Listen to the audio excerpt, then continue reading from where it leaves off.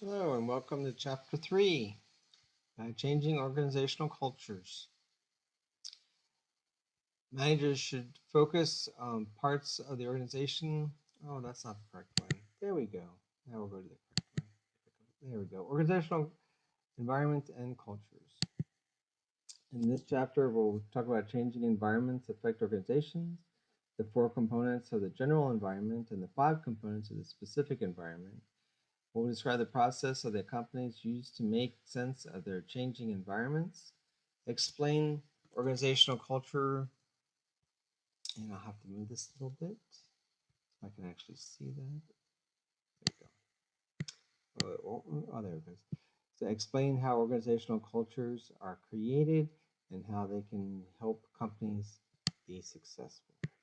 Okay. Um, so changing environments, external environment, all events outside a company that can influence or affected basic characteristics are environmental change, environmental complexity, and resource scarcity. And all those things were affected now with the COVID-19, the coronavirus. Environmental change, rate at which companies' general and specific environments change. A stable environment, well, after we got over the Great Recession, if you look at the charts, that's basically 2012 is when we pretty much were in full recovery until January of 2020. And that was a very stable environment for the most part. It had ups and downs, but for the most part, it was stable. And then, January, February of 2020, everything collapsed. Depending on what part of the world you were in, it might not have happened until March. It might have started in December, but right around there is when everything became dynamic, as it says here. Okay. Punctuated equilibrium theory. Companies go through long periods of stability, which incremental changes occur. This followed by short periods of dynamic fundamental change, and then a new equilibrium. Okay, the car industry is a good one for that, and so is the airline industry as far as making planes, commercial jets. Now with Elon Musk and the electric car, it's going to go through a huge dynamic fundamental change. And then once everyone switches over to electric cars, then we'll probably go back to an equilibrium.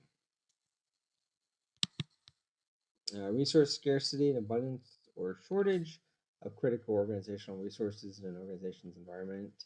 We can see that through the meat at the grocery store. The ranchers had plenty of animals to supply, and the grocery stores had plenty of demand, but the meat packing plants weren't able to purchase or process that because of the coronavirus and so many of the meatpacking employees getting sick. I think we're well over 1,000 now if you add up all of the ones that were sick. And so they had either a shutdown or a slowdown, so they couldn't produce it. So the ranchers had no one to sell the meat to, sell the animals to, so the price of live animals dropped dramatically. But the price of processed meat skyrocketed because of the shortage, which created a lot of uncertainty. Okay.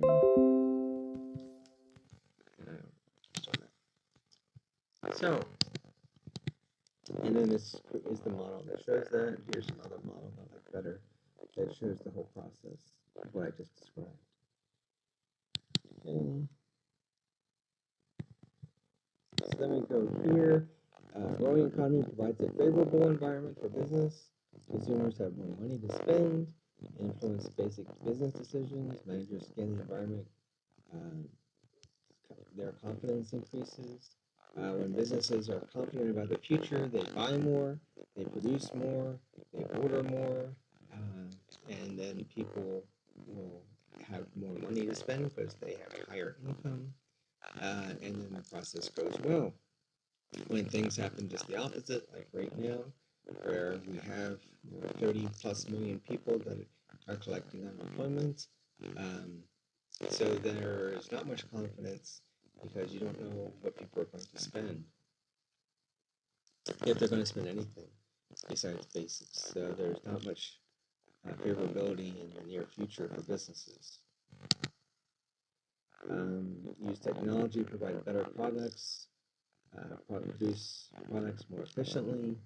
Obviously, robots don't need brakes. They need to be maintenance, but they can work for a very long time. You can buy a brand new car and drive it from one coast to the other, stopping only for gasoline, and it'll go the 3,000 miles without even thinking about it. Whereas people are not like machines. They can't produce the same. So the social cultural component, changes in demographic characteristics affect how companies staff their businesses. Many businesses uh, created work environments that were more favorable to people over the age of 60 because there were so many baby boomers that wanted to keep working and they didn't need as much money as people that were trying to raise a family, which reduced costs for businesses. Now, with the coronavirus and COVID 19, that may change that dynamic dramatically because the people over the age of 60 are in a high risk category. So you may see less and less of the workforce in that age category, which will completely change the dynamics, the social culture of how employers staff their companies, which will also may also create a shortage of workers in certain fields anyway, which then will increase wages in those fields. Then you have the legal components. I don't know if you all saw the person who owns a salon in Texas was arrested for opening her salon earlier than she was allowed to because of the ordinances and the stay-at-home orders and all that. And of course, they reversed it and released her after a few days. But you have to know what the laws are so that you're not arrested or you're not shut down or things like that because of rules and regulations that the government passes. You can either be reactive or proactive. Proactive tries to prepare for things in the future. Reactive only makes changes when things come up at the last minute. Okay, that's where we'll start. Components of specific environment, industry regulations. This is regulations and rules that govern practices and procedures in specific industries, professions. For example, the cruise industry is going to go through a dramatic change in what their practices and procedures are since so many people got sick with the COVID 19 and even before that. So they're going to have to have new regulations and new new procedures to be able to do that. Advocacy groups shine the light on different areas where there's concern of problems within the industry. If you ever read The Jungle by Sinclair, Upton Sinclair, that was an advocacy group back in 1900 about the meatpacking industry. It changed that industry. And then continue to get public communication, media advocacies, web pages, blogs, things going viral right now seems to be what changes things quickly. And environmental scanning involves searching the environment for important events or issues that might affect an organization. They're going to be scanning the environment a great deal right now to see if people are actually going to go back to the malls or go back to shopping or if they continue to stay home and eat at home and stream movies at home and don't bother going to shopping centers. And then they have to interpret it, to make sense of it, and use cognitive maps to summarize perceived relationships in order to make decisions that will benefit the company. Internal environment is within the organization, values, beliefs, attitudes shared by the organizational members. And then you have source of organizational cultures. Company founders create organizations in their. I don't know how to turn that off. If anybody knows how to turn that off, please let me know. Create organizations in their own images and print them. Obviously, you can see that with Apple and the late Steve Jobs. You can see it with Microsoft, with Bill Gates. You can see it with Tesla and Elon Musk, where they have unique cultures based on the founder.